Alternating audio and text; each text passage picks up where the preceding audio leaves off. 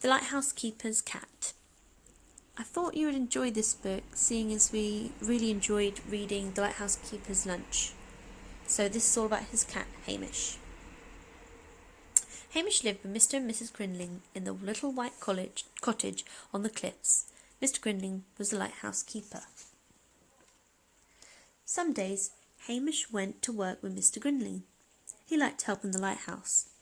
When visitors came, Hamish would show them around. "What a magnificent cat!" they would exclaim. Hamish, king of the lighthouse. Some days Hamish worked with Mrs. Grinling. He liked digging in the garden where she'd planted the seeds. He'd also help with the cooking. "Fish with everything," was Hamish's motto. "Not in chocolate cake," said Mrs. Grinling firmly. A lot of the time, Hamish liked to sleep.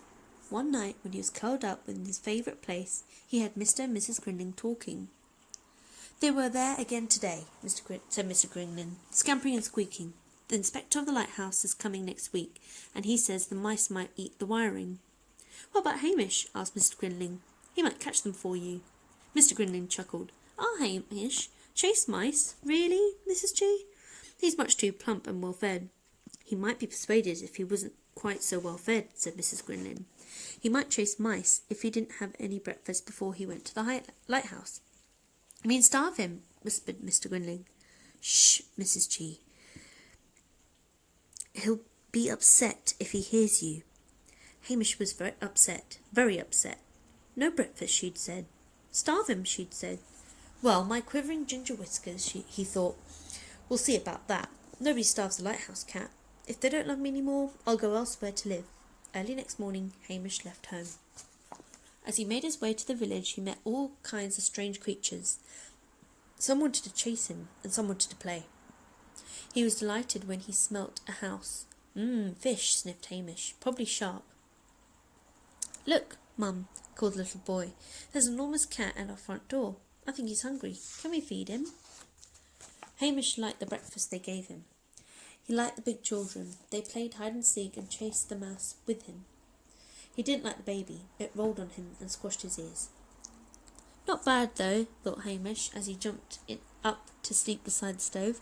"I like this house. I think I'll stay." "What's this?" exclaimed the mother. "A cat who jumps on benches? A scavenging cat? Not in this house. Scat, cat," she said. "Out you go." She shut the door behind him. "Well, my quivering ginger whiskers," thought Hamish. "We'll see about that. Nobody shouts at this lighthouse cat." And he stalked off down the road. A tabby kitten dropped on him from a tree. "Play with me, and you can share my dinner." Hamish liked the dinner so much that he forgot to share. The kitten swung on his tail. "Play with me, and you can sleep in my bed." Hamish slept in the bed, but it was so large there was no room for the kitten. "Who's your ginger friend?" asked the old man. The kitten hissed at Hamish. He wasn't a friend. He didn't share. But Hamish wanted to stay. He liked the dinner, and he liked the bed. "I'll show them how clever I am," he thought. "I'll make them look at me." But the old man and the kitten took no notice. They snored and purred together. "Well, my quivering ginger whiskers," Hamish glared. "We'll see about that. Nobody ignores the lighthouse cat."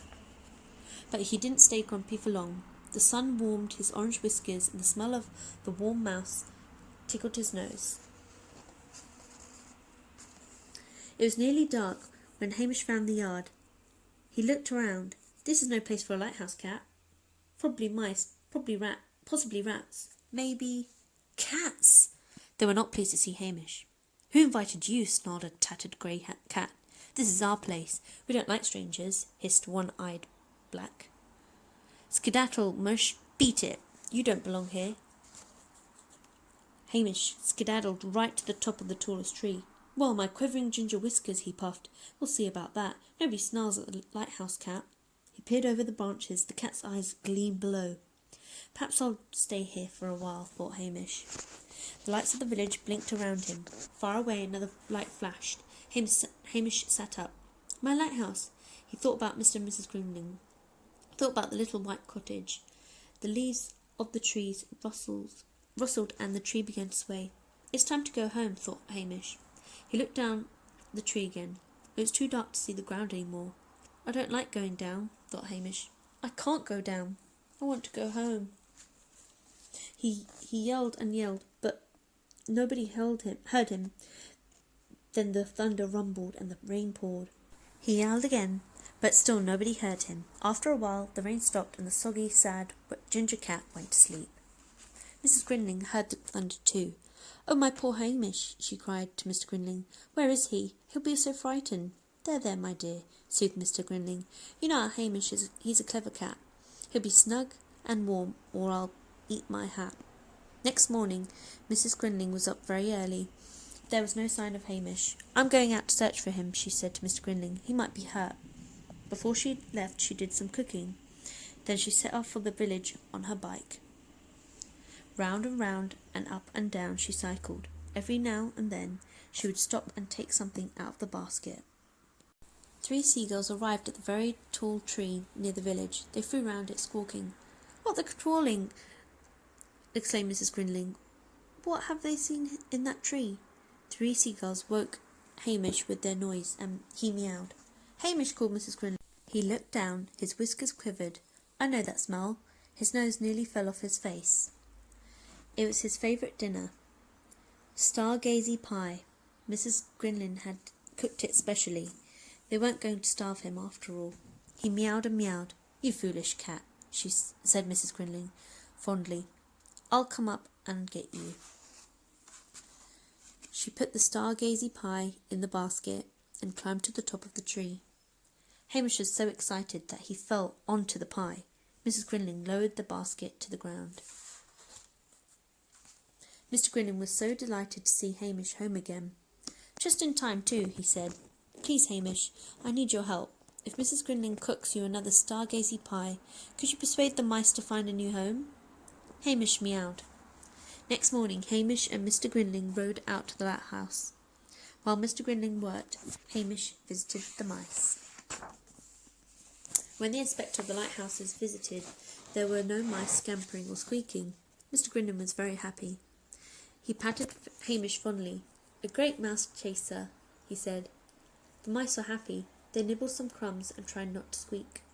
Hamish was very happy. He stretched out beside the stove. "Well, my quivering ginger whiskers," he thought. "He's right about that. I'm the cleverest. I'm the greatest. I'm the lighthouse cat."